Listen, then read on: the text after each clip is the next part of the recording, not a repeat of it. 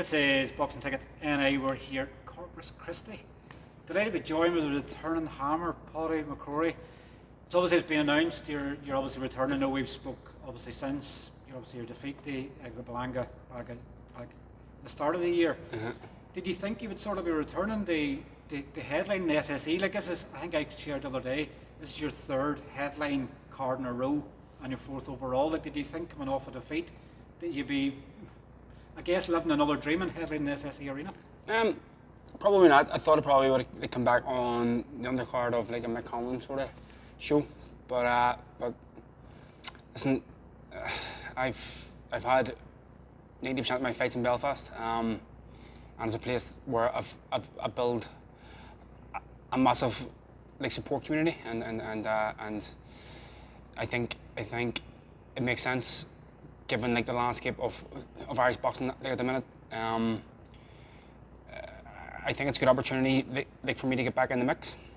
It's, I guess it's sort of sometimes you don't know sort of what's going to happen obviously after things. Like, I guess the thing is you've had time to sort of reflect. You're probably glad in the way that Berlanga Canelo's now passed, because dazn were nearly sharing every couple of days. Obviously Berlanga's stoppage. Does it sort of still hurt when you sort of, it is probably going to hurt, it's your pride and everything else, like seeing people sharing this. You're glad that fight's over the way now, everybody can forget that obviously Berlanga stopped you? Listen, the stoppages and knockdowns happen in boxing weekly.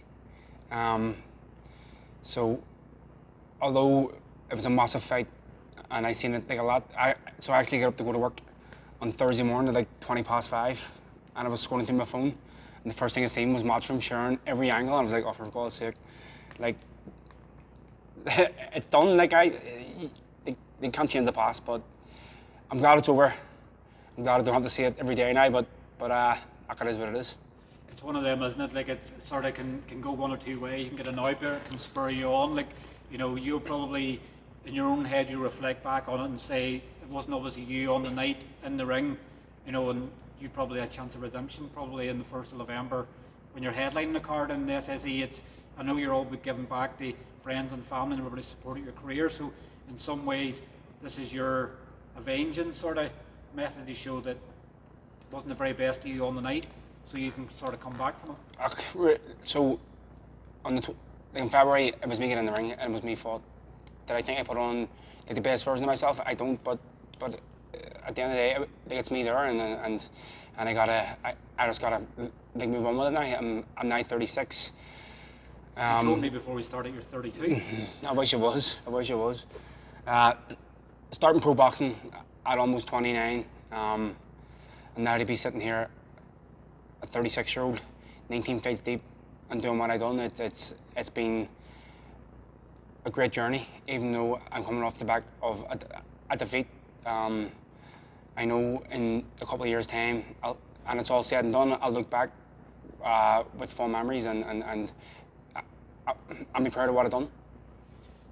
Obviously the opponent, you obviously have, like, obviously, I know sort of people's had opinions. Obviously everybody has an opinion, everything else. They probably maybe expected a bigger opponent, but I think people are feeling they forget you're coming off a defeat.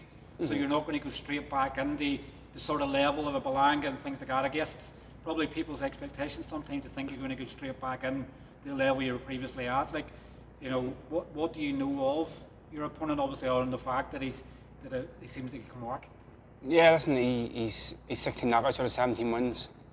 No matter what you think and say, to have 16 stoppage wins against 17 people, it's something that you have to sit up and take notice. But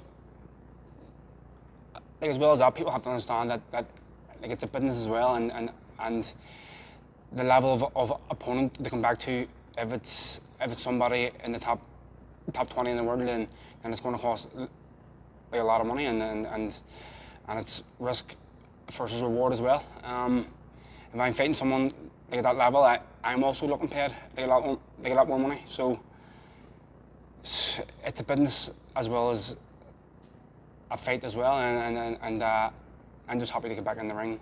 I'm fighting at the end of this man. I know the fight was offered to a few guys in the UK, and it just never happened. So this is what we have now. We come up with a guy with a massive knockout ratio, And when I think of these South Americans, the first name comes to my head is British Prescott. So they're always dangerous. They're coming here to try and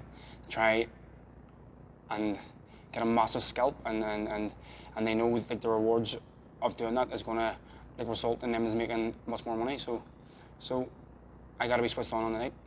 You probably deserve praise as well, the fact that I'm with someone that's a dangerous puncher as well, like, you know, cutting no bones about it. Obviously, you know, this is probably the biggest task of your life, because you need to get back to winning ways, because probably another defeat for you at this stage is probably the end. So this is probably even more dangerous for you now than probably what it previously was. So like, there's that pressure added to it as well.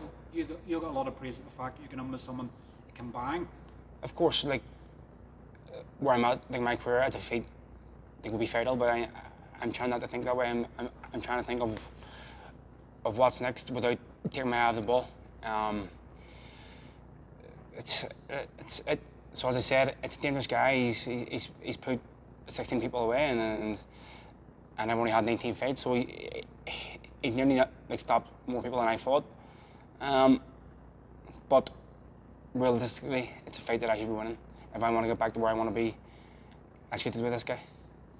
How long, you know, I guess sometimes it's a hard question sometimes to ask, but like, obviously this isn't like a sort of one fight and sort of done. Like, you know, how long do you sort of see, you know, do you have like a sort of shelf life as you're going by this cut-off point, this is me sort of finished? Do you have like 2, 3, 4 fights sort of, how many fights do you see you haven't left? Yeah, listen, I recently done like my yearly medical in August, so I think come next August, let's see where I'm at. I've always been a realist. I've always knew what I'm up against, what I'm doing, and I understand I'm now 36, and I truly feel one defeat in the wrong manner, that could be the end, but that's something that I have to have a conversation with my family, with my team. But I feel good in the gym. I'm back in and I'm training hard, and unfortunately we've lost a few team members and we've gained a few others, but boxing's a business, and it's about now trying to show up every day and improving on things that I think I've got wrong previously. SSE obviously is a special place, and obviously it's the place where you made your debut. Probably the perfect place for you to come back and obviously to feel love. You know, not that you don't have the love of the fans, but to be headlining in the SSE, to have that love and support and everything else. Like, it's just over a year since obviously you headlined at the Fela, and obviously you had your big walkout and everything else like that. So this is another big memory for you, but it's the perfect place for you to bounce back and feel the love of everybody that you need probably at this stage. Yeah, it's just, it feels like it's a dream after a dream. It's like, I got a dream fight in Germany, I got a dream fight at the Fela. I think when I came back from Germany and I fought 7 weeks later, it was probably a mistake, because I was carrying an injury, but I had an interview like with yourself after backstage. It was December, and I said I would love the headline at the SSE, and now it's happening. Now it's reality, and I gotta thank the Conlan Boxing for having trusted me. In a way, like for me, the repay them is to put on a great show, and for a great show, we need people to come up or they come out and show their support, which I'm very confident that they will do, because they've always shown me like massive love and respect. Was that the sort of one fear? I know obviously you put a post out sort of since, you know, it was announced, and the support you've been sort of getting for tickets. Were you sort of expecting like a bit of a drop off? You know, the way sometimes people follow the journey until you get a defeat, and then they go, don't want to watch you sort of anymore. Like, you're still feeling that love, and the support's still there, and the tickets are still flying out. Yeah, listen, up until leading up to my fight, like in February, I've never witnessed the amount of support that I got, like for anybody. Like, it was unbelievable. It was surreal. So, and I've like received like a lot of like support from it. So I did expect a small drop off, but the response has been amazing. I have over like 200 names, and we're still 7 weeks away, or 6.5 weeks away, and it's only sold off me. There's no undercard yet, which hopefully is announced soon. So it's a great feeling to see that people still want to see me fight. just obviously finally, obviously we know it's a big week for obviously Irish boxers. Obviously Anto Cacace obviously defend his IBO belt, like obviously against Josh Warrington, and AJ obviously and down at Dubois, and an all British sort of world title fight, and obviously two people fighting for your old belt, and obviously Emmet Brennan and Kevin Cronin from the UI Celtic in Dublin. Just sort of thoughts on obviously each of the fights, sort of. Well, some of them probably, I guess, when it's two Irish fighters, you sometimes don't want to give a side, but what's your sort of predictions sort of for fights this weekend? Firstly, I think like the whole island should get behind Anto. He's a shining light of Irish boxing at the minute. What a guy and what a performance last time out. Unbelievable. So he's up against Josh Warrington, and we're looking to get revenge for Frampton and for Lindsay. He fought Martin Lindsay as well, I think Martin Lindsay, and I think there was one, so I think he's beat three Irish so, fighters. So Anto's going for revenge, and there's no better man. I think AJ's going to get the win over Dubois, although a very dangerous fight. Dubois is a big puncher. And the super middleweight title on Friday night between Brennan and Cronin, I think it's a great fight. I think Cronin is a bit more experienced in the pro ranks. Brennan has all the amateur experience. And I think it's a real 50-50 if I spar both lads and actually two really good lads. Kevin has an engine.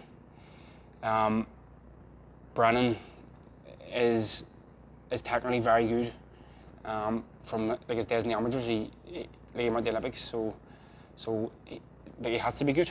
But I think it's a real 50-50, and I'm really looking forward to watching that fight. I think on the night it's just gonna come down to who wants it more. And I know it's an old saying because both of them want it like nothing else. But I think it's a real 50-50. It's going to be really entertaining because both lads are quite similar. They're coming forward, they're non-stop, and it's an entertaining fight. Well, look, obviously, we know you have to go and do obviously the daddy run and obviously pick kids up from school. But thanks very much for your time. Obviously, I'm sure we'll no doubt be in here obviously throughout your build up to the fight, but. We'll no doubt catch up in fight week. Just want to finally add, obviously it's good to see you obviously wearing your boxing tickets NI t-shirt. Always been a big supporter of the brand, and you're looking very trim in it as well, so it obviously black must obviously take a few pounds away, but thanks as always for it's boxing tickets NI. Axe, get on them. Thanks very much for your time as always. We'll catch up with you soon, Paddy. Thank you.